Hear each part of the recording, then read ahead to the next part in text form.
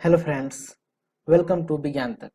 Friends, यह कक्षा 11 के बायोलॉजी का क्लास चल रहा है। अध्याय नंबर है 16 और अध्याय का नाम है पाचन और अवशोषण। फ्रेंड्स, मैंने इस चैप्टर का 3 वीडियो पहले ही बना दिया है। अगर आपने ये तीनों वीडियो नहीं देखे हैं तो ऊपर आपको यहाँ आई बटन पे या फिर नीचे डिस्क्रिप्शन में उन सभी वीडियो का लिंक मिल जाएगा। वहां से जा करके आप उन्हें देख सकते हैं ताकि आपकी तैयारी बेहतर हो सके और आप इस लेक्चर को अच्छे से समझ सकें। तो चलिए बिना किसी देरी के इस वीडियो को शुरू करते हैं। जैसा कि मैंने आपको पिछले कुछ वीडियो में पाचन तंत्र और उसमें होने वाली पाचन के बारे में बताया है कि पाचन तंत्र में पाचन कैसे होता है। आज हम जानेंगे पाचित उत्पाद का अवशोषण कैसे होता है। अवशोषण का मतलब क्या है कि जो भोजन पच गया है, भोजन पचने के बाद जो उसमें से पौष्टिक पदार्थ मिलने वाले हैं वो कैसे हमारे रक्त में मिलेंगे, कैसे हमारे शरीर में उनका यूज होगा। ठीक है, तो देखिए, अवशोषण वह प्रक्रिया है जिसमें पाचन से प्राप्त उत्पाद यांत्रिक म्यूकोसा से निकलकर रक्त या लसिका में प्रवेश करते हैं।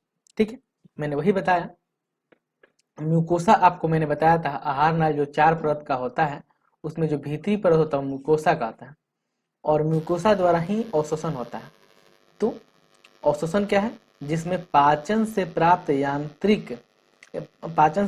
उत्पाद, क्या अवशोषण वह प्रक्रिया है जिसमें पाचन से प्राप्त उत्पाद में क्या हो सकते हैं? प्रोटीन हो सकते हैं, विटामिन होता है। उत्पाद यांत्रिक मुकोसा से निकलकर रक्त या नलिका में प्रवेश करते हैं। यानी खाने के बाद पाचन हुआ, पाचन के बाद जो हमें पोषक पदार्थ हैं वो हमारे रक्त या लसिका में प्रवेश करते हैं, उसी को कहते हैं अवशोषण। यह निष्क्रिय, सक्रिय अथवा सुसाध्य परिवहन क्रिया विधियों द्वारा संपादित होता है। तीनों तरह से हो सकता है, सक्रिय भी हो सकता है, निष्क्रिय भी हो सकता है, सुसाध्य भी हो सकता है। ग्लूकोज, एमिनो अम्ल, क्लोराइड, आयन इत्यादि की थोड़ी मात्रा सरल विसरण प्रक्रिया द्वारा रक्त में पहुंच जाती है। ठीक है, तो जो ये सब पदार्थ हैं इनकी जो मात्रा होती है, थोड़ी थोड़ी मात्रा होती है, वो आसानी से विसरण प्रक्रिया द्वारा रक्त में चली जाती है। इन पदार्थों का रक्त में पहुंचना सांद्रण प्रवणता पर निर्भर करता है। अब सांद्रण प्रवणता मैंने आपको पिछले ये चैप्टर नंबर 14 में बताया है, तो आप अगर लगातार मेरा वीडियो देख रहे हैं तो आप इसको समझ रहे होंगे। ठीक है, सांद्रण प्रवणता पर निर्भर करता है। हालांकि ग्लूकोज और एमिनो एसिड जैसे कुछ पदार्थ वाहक प्रोटीन की मदद से अवशोषित होते हैं। यानी ये जो ग्लूकोज होता है ना और एमिनो एसिड, ये साधारण विसरण द्वारा हमारे रक्त में या लसिका में नहीं जा सकते हैं। इसलिए इनमें कुछ ये क्या होता है, वाहक प्रोटीन की आवश्यकता होती है जो अवशोषण करने में मदद करते हैं। यानी इसको अवशोषित करने के लिए थोड़ा अलग से एनर्जी, अलग से इसमें थोड़ा पुश लगाना पड़ता है। इस क्रियाविधि को सुसाध्य परिवहन कहते हैं। ठीक है, जब वाहक प्रोटीन द्वारा अमीनो एसिड या ग्लूकोज को अवशोषण करने में मदद की जाती है उसे कहते हैं सुसाध्य परिवहन। यानी अमीनो एसिड और प्रोटीन का अवशोषण ऐसे प्रासरण विधि द्वारा नहीं हो सकता है। ठीक है, उसके लिए क्या होगा? उसके लिए हमें सुसाध्य परिवहन की आवश्यकता होती है। जल का परिवहन परासरणी परिवर्तन पर निर्भर करता है। सक्रिय परिवहन सांद्रण प्रवणता के विरुद्ध होता है।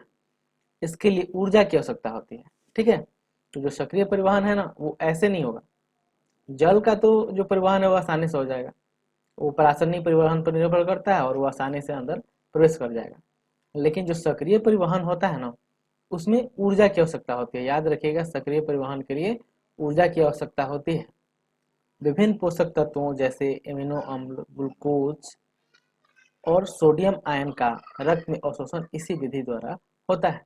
यानी एमिनो अम्ल हो, ग्लूकोज हो या सोडियम आयन हो, इनके अवशोषण के लिए अलग से ऊर्जा की आवश्यकता होती है।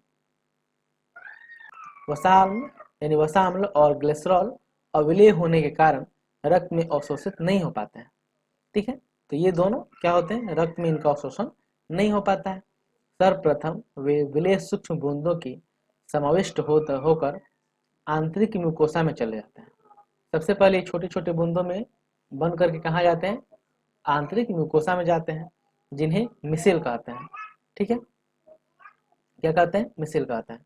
ये यहाँ प्रोटीन स्तरित सूक्ष्म वसा गोलिका में पुनः संरक्षित संरचित होकर अंकुरों की लसिका वाहिनियों में चले जाते हैं। तो देखिए सबसे पहले ये कहाँ जाते हैं, सबसे ज्यादा जाते हैं ये म्यूकोसा में, और म्यूकोसा में जाने के बाद ये इन्हें कहते हैं मिसेल। उसके बाद ये जब मिसेल बन जाते हैं, उसके बाद से पुनः संचरित होकर के जो अंकुर होते हैं, आपको मैंने बताया था माइक्रोविलाई या विलाई होता है, और उसमें भी अंकुर होता है, इसे विलाई कहते हैं, और एक सूक्ष्मांकुर होता है, इसे माइक्रोविलाई कहते हैं। तो यहाँ अंकुरों में चला जाता है। ये लसिका वाहिकाएं अंततः अवशोषित पदार्थों को रक्त में छोड़ देती है, और बाद में ये जो लसिका वाहिनियां होती हैं ये क्या करती हैं, इनको ले जाकर के रक्त में छोड़ देती हैं। पदार्थों का अवशोषण आहार नाल के विभिन्न भागों जैसे मुख, अमाशय, छोटी आंत और बड़ी आंत में होता है। देखिए अवशोषण कहाँ पे होता है, तो अवशोषण कई जगह पे होता है। कुछ का अवशोषण मुंह में होता है, कुछ का अमाशय में होता है, कुछ का छोटी आंत में होता है, और कुछ का बड़ी आंत में होता है। परंतु सबसे अधिक अवशोषण छोटी आंत में होता है। सबसे ज्यादा अवशोषण कहाँ पे होता है, छोटी आंत में। हालांकि अवशोषण मुख में भी होता है, अमाशय में भी होता है, छोटी आंत में भी होता है, साथ ही कुछ बड़ी आंत में भी होता है, लेकिन सबसे ज्यादा अवशोषण कहाँ होता है, तो छोटी आंत में होता है। अवशोषण सारांश, अवशोषण स्थल और पदार्थ तालिका 16.1 में दिया गया है। तो चलिए अवशोषण आप सारांश देख लीजिए यहाँ पे, ठीक है। यहाँ पे थोड़ा सा बड़ा कर देता हूँ मैं। देखिए मुख में किन किन चीजों का अवशोषण होता है, तो कुछ औषधियां जो मुख और जिह्वा के निचली सतह के म्यूकोसा के संपर्क में आती है, वे स्तरित करने वाले रुधिर कोशिकाओं में अवशोषित हो जाती है। देखिए जो कुछ औषधियां होती हैं उनका अवशोषण कहाँ पे हो जाता है, मुख में भी हो जाता है। किनके द्वारा, तो रुधिर कोशिकाओं द्वारा उनका अवशोषण हो जाता है। उसके बाद देखिए अमाशय में किनका अवशोषण होता है, तो जल, सरल शर्करा, अल्कोहल इत्यादि का अवशोषण अमाशय में होता है। अमाशय में किसका किसका अवशोषण होता है, जल, और जो सिंपल शर्करा होते हैं, सरल शर्करा होते हैं, अल्कोहल है, इन सब चीजों का अवशोषण किसमें होता है, अमाशय में होता है। अब देखिए छोटी आंत, देखिए पोषक तत्वों के अवशोषण का प्रमुख अंग है। छोटी आंत क्या है, पोषक तत्वों का अवशोषण का प्रमुख अंग है, यानी यहीं पे सबसे ज्यादा अवशोषण की क्रिया होती है। यहाँ पर पाचन की क्रिया पूरी होती है, और पाचन के अंतिम उत्पाद जैसे ग्लूकोज, फ्रुक्टोज, वसीय अम्ल, ग्लिसरॉल, एमिनो अम्ल और का म्यूकोसा द्वारा रक्त प्रवाह और लसिका में अवशोषण हो जाता है। तो देखिए छोटी आंत में किन किन चीजों का अवशोषण होता है, ग्लूकोज का होता है, फ्रुक्टोज का होता है, वसीय अम्ल होता है, ग्लिसरॉल होता है, एमिनो अम्ल होता है। इन सभी का अवशोषण होता है किसके द्वारा, म्यूकोसा के द्वारा, और वो किस में जाता है, रक्त प्रवाह में या फिर लसिका में चला जाता है। अब बड़ी आंत में देखते हैं, जल तथा कुछ खनिजों और औषधि का अवशोषण होता है। बड़ी आंत में बहुत ही कम अवशोषण होता है, कुछ थोड़ा मोड़ा बचा हुआ जो जल होता है या कुछ खनिज होते हैं, साथ ही जो कुछ औषधि बच जाते हैं उनका अवशोषण क्या होता है, बड़ी आंत द्वारा होता है। चलिए आगे देखते हैं। अवशोषित पदार्थ अंत में उत्तक में पहुंचते हैं, जहां वे विभिन्न क्रियाओं के उपयोग में लाए जाते हैं। इस प्रक्रिया को स्वांगीकरण यानी एसिमिलेशन कहते हैं। तो देखिए जो अवशोषित पदार्थ हैं, वो रक्त के माध्यम से कहाँ पहुंचते हैं, उत्तक में पहुंचते हैं। उत्तक में पहुंचने के बाद उनका विभिन्न क्रियाओं में उपयोग होता है। इस प्रक्रिया को स्वांगीकरण या फिर एसिमिलेशन कहते हैं। पाचक अवशिष्ट मलाशय में कठोर होकर संबंध मल बन जाता है, जो तांत्रिक प्रतिवर्ती क्रिया को शुरू करता है, जिससे मलाशय की इच्छा मल त्याग की इच्छा प्रदान होती है, कि इच्छा पैदा होती है। तो देखिए जब ये जो अपचित पदार्थ है, यानी जिसका पाचन नहीं हुआ है, वो कहाँ जाता है, जाकर के मलाशय में पहुंच जाता है, और वहां वो कठोर हो जाता है।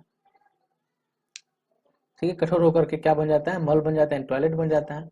उसके बाद जो तांत्रिक प्रतिवर्ती क्रिया है, यानी न्यूरल रिफ्लेक्स कहते हैं, यानी ये तंत्रिका तंत्र की क्रिया होती है। तो तंत्रिका क्रिया के माध्यम से हमें पता चलता है कि अब मल त्याग करना, यानी मन में वो हमें मल त्यागने की इच्छा होती है, यानी टॉयलेट जाने की इच्छा होती है।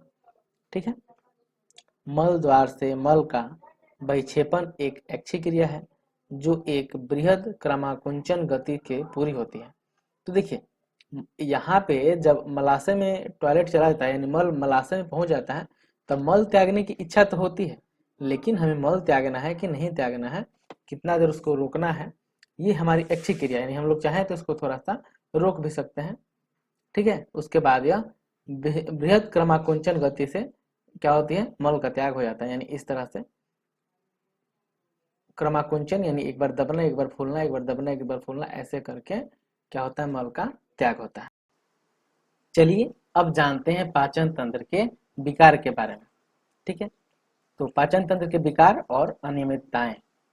आंत्र नलिका का शोथ शोथ जीवाणु और विषाणुओं के संक्रमण से होने वाला एक सामान्य विकार है। देखिए, आंत्र नलिका में जो शोथ होता है वह जीवाणु और विषाणुओं के संक्रमण से होता है। आंत्र का संक्रमण परजीवियों जैसे फीता कृमि, गोल कृमि, सूत्र कृमि, हुक वर्म, पिन वर्म आदि से भी होता है। आप देखे होंगे मानव के आंत्र में कई तरह के कृमि लग जाते हैं, जिससे कई तरह के विकार होते हैं, जिसमें कीड़ी वगैरह लगना, कृमि जो होता है, ये सभी वही विकार के ही कारण होता है। तो इसमें सबसे पहला है पीलिया, यानी जिसे हम जॉन्डिस कहते हैं। इसमें यकृत प्रभावित होता है। पीलिया में त्वचा और आंख पीत वर्णकों में जमा होने से पीले रंग दिखाई देते हैं। ठीक है, तो ये सब पाचन तंत्र की गड़बड़ी से ही पीलिया यानी जॉन्डिस होता है।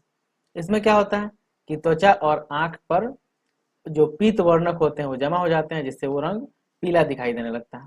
उसके बाद है वमन यानी वोमिटिंग, यानी जिसे आप उल्टी कहते हैं। यह अमाशय में संग्रहित पदार्थों की मुख से बाहर निकलने की क्रिया है। यह प्रतिवर्ती क्रिया मेडुला में स्थित वोमेन केंद्र से नियंत्रित होती है। उल्टी से पहले बेचैनी की अनुभूति होती है, तो ये आप तो महसूस किए ही होंगे उल्टी के समय। उसके बाद है प्रवाहिका यानी डायरिया। आंत्र की अपसामान्य गति की बारंबारता और मल का अत्यधिक पतला हो जाना प्रवाहिका कहलाता है। इसमें भोजन और शोषण की क्रिया घट जाती है। यानी इसमें क्या होता है कि भोजन का अवशोषण नहीं होता है और जो मल होता है वो काफी पतला हो जाता है, इसी को हम लोग कहते हैं डायरिया। उसके बाद जानते हैं कोष्ठबद्धता, जिसे हम लोग कब्ज या कॉन्स्टिपेशन कहते हैं। कब्ज में बृहद आंत में मल रुक जाता है और आंत की गतिशीलता अनियमित हो जाती है। अब इसमें क्या होता है, जो मल को जा करके बृहद आंत से आगे बढ़ करके मलाशय में जाना चाहिए था, वहां से टॉयलेट होना चाहिए था, तो ऐसा नहीं होता है। क्या होता है कि बृहद आंत में जाकर के मल रुक जाता है, उससे आगे ही नहीं बढ़ता है। इसको हम लोग कब्ज कहते हैं। उसके बाद है अपच यानी इनडाइजेशन। इस स्थिति में भोजन पूरी तरह नहीं पचता है और पेट भरा भरा महसूस होता है। अपच एंजाइमों के स्राव में कमी, व्यग्रता, खाद्य विषाक्तता आदि अधिक भोजन करने एवं मसालेदार भोजन के कारण होती है। देखिए, अपच के कई कारण हो सकते हैं और अपच में क्या होता है, आपको लगेगा पेट भरा हुआ है, भूख ही नहीं लगेगा, इसको अपच कहते हैं। यह कई कारणों से हो सकता है। क्या होता है कि जो पाचक के एंजाइम होते हैं जिससे भोजन पचता है, उनका स्राव कम हो जाए, या फिर कोई बेचैनी हो, खाद्य पदार्थ में कोई बीमारी हो, आप ज्यादा भोजन कर लिए हैं या ज्यादा मसालेदार भोजन कर लिए हैं, तब ये होता है। आहार में प्रोटीन एवं संपूर्ण आहार कैलोरी की अपर्याप्तता अपर्याप्त मात्रा, कुपोषण, दक्षिण एवं दक्षिण पूर्व एशिया, दक्षिण अमेरिका, पश्चिम एवं मध्य अमेरिका के अनेक कम विकसित क्षेत्रों में विस्तृत समस्या है। देखिए, कुपोषण के शिकार बहुत बच्चे होते हैं। उनमें क्या होता है कि उनके शरीर में प्रोटीन और पूरा आहार नहीं मिल पाता है, यानी अपर्याप्त प्रोटीन और कैलोरी उनको मिलती है, जिसके कारण उन्हें कुपोषण का शिकार हो जाता है। और यह सबसे ज्यादा कहाँ पे होती है, तो हमारे दक्षिण पूर्व एशिया में, दक्षिण अफ्रीका अमेरिका में है और मध्य अफ्रीका में भी है, पश्चिम अफ्रीका में भी, वहां पे ज्यादा पाए जाते हैं। सूखा, अकाल और राजनीति उथल पुथल के कारण जनसंख्या का एक विशाल हिस्सा प्रोटीन ऊर्जा कुपोषण यानी पीईएम प्रोटीन एनर्जी कुपोषण से प्रभावित हो सकता है। बांग्लादेश में मुक्ति युद्ध तथा 80 के दशक में इथोपिया में भयंकर सूखे के होने के कारण हो चुका है। पीईएम शिशुओं एवं बच्चों को बहुत प्रभावित करता है तथा मरासमस और क्वासियोरकर रोग उत्पन्न करता है। ठीक है, तो पीएम बच्चों में होता है और कौन से रोग उत्पन्न होते हैं, मरासमस और क्वासियोरकर। ठीक है, मरासमस प्रोटीन और कैलोरी दोनों की एक साथ अल्पता से उत्पन्न होता है। यानी अगर किसी व्यक्ति के शरीर में प्रोटीन और कैलोरी की कमी हो जाए साथ में, तो बीमारी होती है, उसे कहते हैं मरासम्स। मरासम्स, ठीक है। यह विकार सामान्यतः 1 वर्ष से कम आयु के शिशुओं में पाया जाता है। इसका मुख्य कारण शिशुओं को मां के दूध के स्थान पर अल्प प्रोटीन तथा कम कैलोरी मान वाले आहार देना है।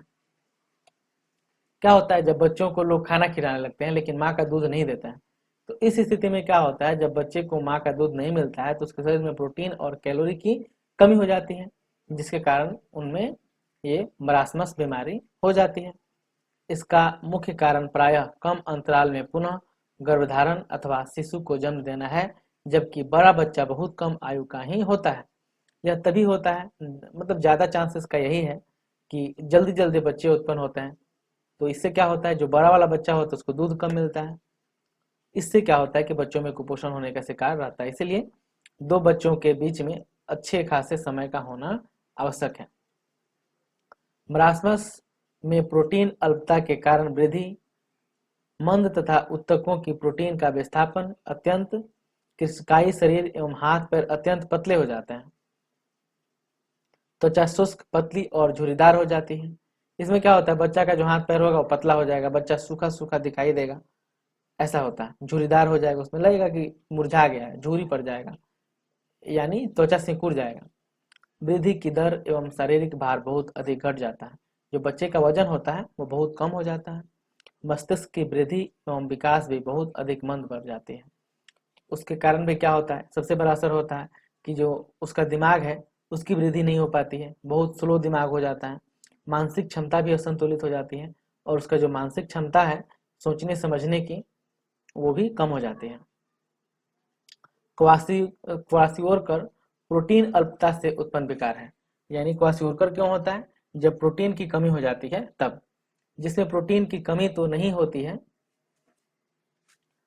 जिसमें प्रोटीन की कमी नहीं होती है, यह 1 वर्ष से अधिक आयु के बच्चों का पोषण माँ के दूध के स्थान पर उच्च कैलोरी परंतु अल्प प्रोटीन वाला आहार देने से होता है।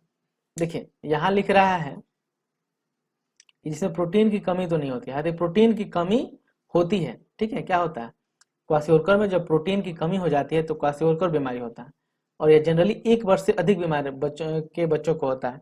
इसमें क्या होता है, बच्चों को भोजन दिया जाता है किसके स्थान पे, माँ के दूध के स्थान पर, यानी माँ का दूध नहीं मिल पाता है पूरा, और उसके स्थान पर जो भोजन दिया जाता है उस पर उच्च कैलोरी तो मिलती है, ऊर्जा तो उनको मिल जाती है, लेकिन जो प्रोटीन होती है, प्रोटीन की कमी हो जाती है, जिसके कारण क्वासिओरकर बीमारी होती है।